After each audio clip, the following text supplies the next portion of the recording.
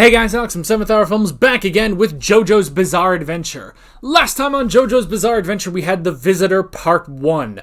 Jolene has asserted herself in the prison and is not going to take crap from anyone. And then she got a message from a mysterious boy in a baseball outfit that was a warning, don't go and see the visitor.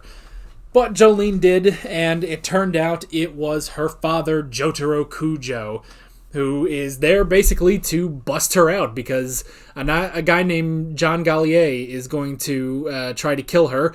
And sure enough, he's trying to kill her with his weird floating sniper stand thing.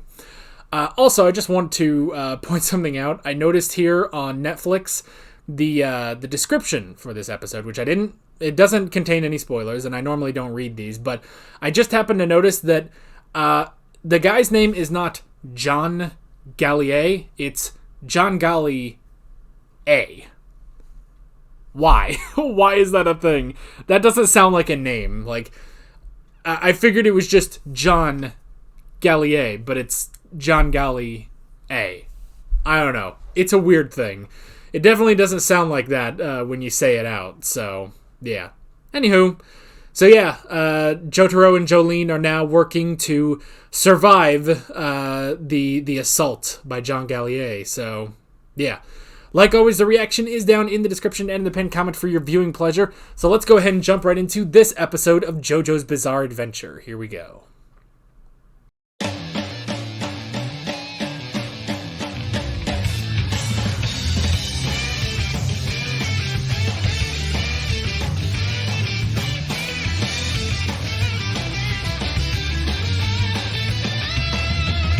Well then, that's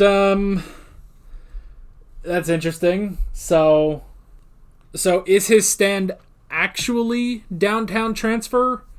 Or whatever it's supposed to be called? I don't know. I do want to look up his voice, without looking up anything else, because clearly we don't know his stand yet, so I don't want spoilers. So I'm going to look up his voice, and I'll do it. Luckily, I've got a name right here in the Netflix description, like I said. So, yeah. I mean, okay, this is going to be kind of weird to talk about because now everything they built up about his stand and the sniper and everything doesn't seem to be real. Or maybe that is his stand. Maybe the whole thing, the illusion, was actually the kid's power. I don't know. Alright, so John Galli A, voice actor. David Matranga, known for voicing Shoto Todoroki. Yep, so I was right about that at least. Let's see what else he does.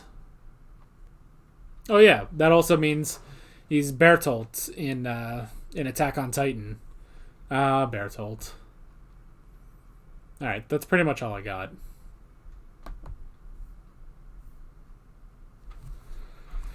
Alright. Well, still, it's nice to hear him in JoJo. It's nice to hear. Playing a little bit more emotional than he plays Shoto Todoroki, which is fine. I love his Todoroki. It's always so dry. This is me, incognito. But yeah. So yeah. Downtown transfer. Whatever it's supposed to be called. See, now it just brings up the question, though. Was that real? I mean... But see, we saw so many clips of him... We saw clips of him shooting and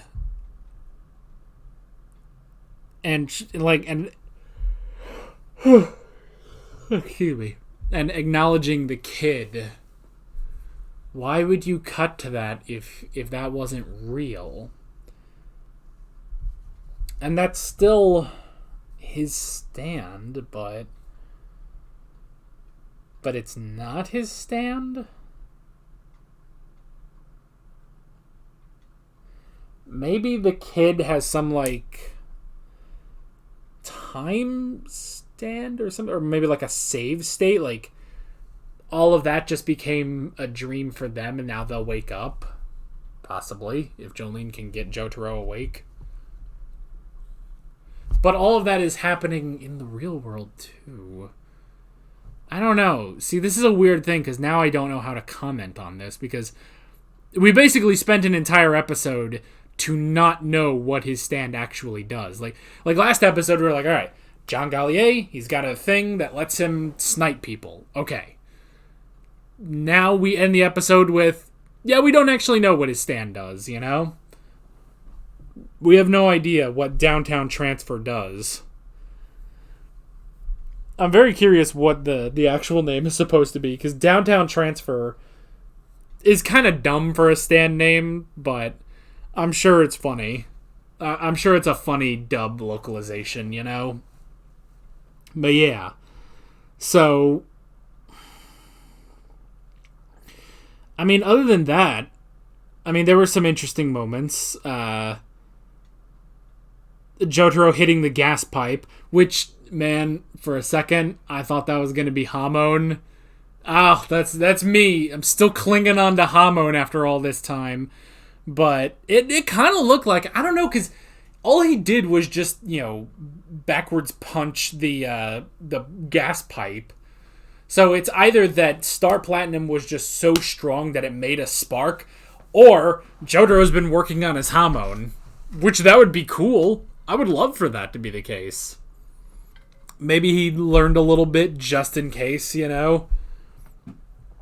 I mean, grandson of a Hamon master, a pretty good Hamon user, great grandson of a Hamon master, like descended from two Hamon masters, Jonathan and Lisa, and also descended from a pretty good Hamon user in Joseph. So it would make sense if there was just a little bit left of Hamon in him, you know? Which I still argue that Josuke and Giorno get their powers because they are sons of Hamon users, you know? So, I don't know. But that'd be cool. But it wasn't a thing. Maybe that's why. Maybe it was Hamon, but because it was all an illusion, it wasn't real. So it's not real Hamon, you know?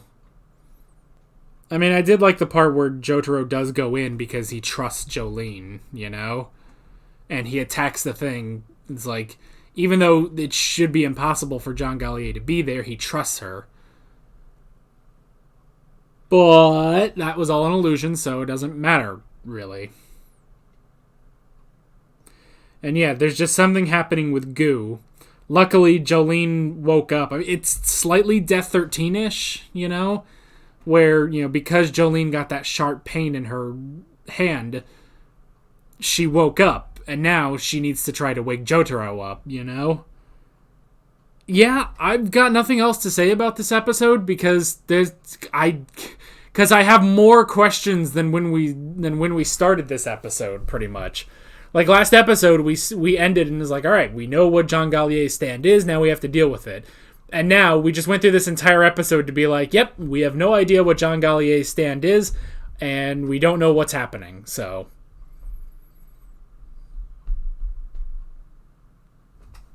All right. With all that being said, I'm Alex from 7th Hour Films, and I will see you guys next time. Take care.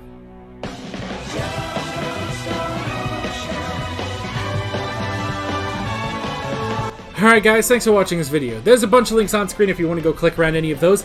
There's a playlist for all of my JoJo's Bizarre Adventure reactions, as well as another video you can go click on if you want. There's also a subscribe button and a Patreon button on screen, as well as other links in the description if you want to go check out any of those. See you guys later.